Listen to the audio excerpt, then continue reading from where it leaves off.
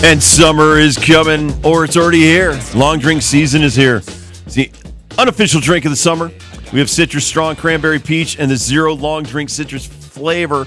No carbs, no sugar, which is amazing. And it tastes great. Now available in peach and pineapple in the new variety pack. It's the ultimate summer cocktail without the guilt. And please stop calling them seltzers. Call them citrus soda with real liquor. Ask your local retailer or visit longdrink.com. First dibs question, why would you fire Tom Thibodeau?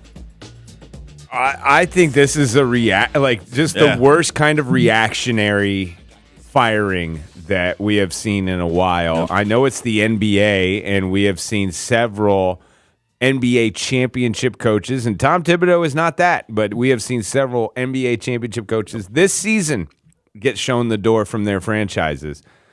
I think the New York Knicks played above their skis this year. I think winning the Boston Celtics series, as most fans felt, you guys were partying in the streets. Like, to me, it was a successful season that came up short. That game one debacle, man, I think that stings so hard. It stings so hard, but it did feel like there were several members of the media clamoring for this when a lot of players and NBA personnel were calling those people stupid. And now we're here today, and Tom Thibodeau is on the outside looking in.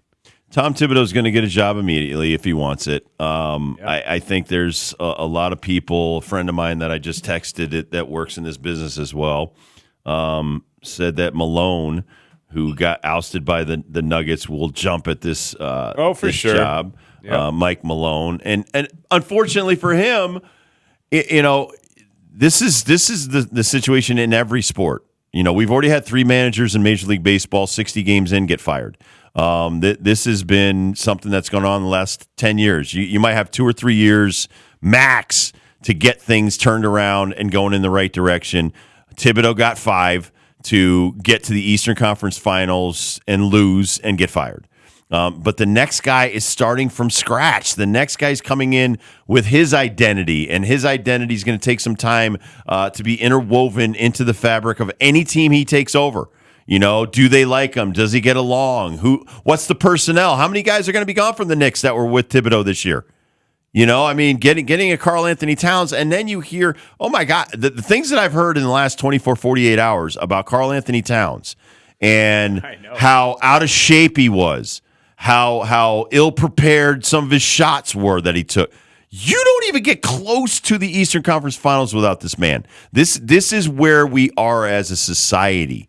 That I understand that your job is to be opinionated about another man's job. But I respect what the Knicks accomplished. I respect how much they've grown in such a short time with all the changes of personnel in the last couple of years, and what Oklahoma City has done, what the Indiana has done to get to where they are, and I think it's disrespectful to say some of the things that these people say to make themselves feel justified in their positions. But man, Tom Thibodeau was a overachiever. And a guy that got grown men's egos checked at the door. I went through this when I first got this job. Joe Torre was getting fired, and Joe Girardi was getting hired. 2 really well-respected individuals. To the fact that a few years later, Joe Girardi would get fired, and Aaron Boone would be inserted in there because Aaron Boone. And listen, I love the guy. I played with his brother Brett. His father Bob was one of my coaches. But this guy didn't deserve the job that he got. He didn't earn it the way you usually earn your jobs. And, I mean, God, Girardi was manager of the year with the Marlins, got fired, was with the Phillies, got fired. These guys work really hard to get these jobs. And to be shown the door after what Tom Thibodeau did, to me, it's just there's no respect for the accomplishments of what a guy like Tom Thibodeau has done. And don't forget, his tenure stems back to when Jeff Van Gundy is the coach of the Knicks and he's an assistant. He wins a championship as an assistant coach in 2008 and doesn't really get his first head coaching job until he goes to the Bulls under the Derrick Rose stuff. And turned that franchise around. Totally. The 62-20 win season was actually his best record as a head coach. His next best record, 51-31, 24-25 New York Knicks. Knicks. He did his best coaching job in his career this past year, just numbers-wise and wins, and getting to the conference finals. I know they lost to the Pacers. I'm not an idiot about this. But how many other teams were not in the conference finals? Right. What about Missoula? We're going to fire Missoula? Well, he won a championship. That was 2 years ago. 2 years ago. God, the Bucks head coach has already been fired since winning a championship. The Nuggets head coach 2 years ago won a championship. He's been fired. I mean, it'd be dumb to fire Missoula. It'd be stupid. It's just stupid to fire Tom Thibodeau when all the players love and respect him. And I think that we're looking for the answer in the bench. We brought this up all series long with the Pacers. We brought it up against the Celtics. We brought it up against the Detroit Pistons. And yes, he is going to work his guys, but don't you want guys that play every game? I thought that's what we were arguing against as NBA fans and even front office people. We want the stars to play 82, not 62. And a guy like Tom Thibodeau is an actual coach that can be hard in this league. There's nobody in this league that can tell many people what to do, that have any kind of respect. I think Popovich might be one of them, but even Kawhi didn't play those games.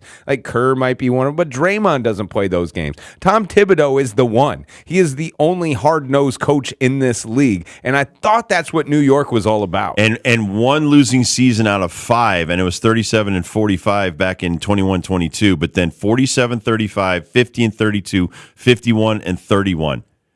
And it's New York, trust me. I followed them all my life. I was alive when they won their last championship in 73, and it has not been easy. And yet people will go back to Patrick Ewing years and all that other stuff and Starks and all these other knuckleheads. I could care less. In modern-day history, in the last 5 years, the NBA has changed. These guys are different players. You're managing 7-footers that bomb threes from the logo. It's a different game. It's not a low post paint game anymore. And so this guy came in and inserted defense, which is like a novelty in the NBA today. How many teams want to actually play defense? And so everything that he has done has been in a positive vein. And so good luck to you. I don't care who you bring in, because number one, you've already ticked off the entire team. Yeah, the entire team loved this guy. They love playing hard for this guy. They probably, in their heart of hearts, feel they cost him his job. I've said this many times. All the managers I saw fired in my career, I probably had 5 different ones let go in 8 years I played in the major leagues. You're sick by that. It's your fault those guys get fired. Did I bring it up? They're going to ask Hurley. Going to ask Dan Hurley. Ask Hurley, man. Yeah, any interest in interviewing for that job? I hope not. Oh, God.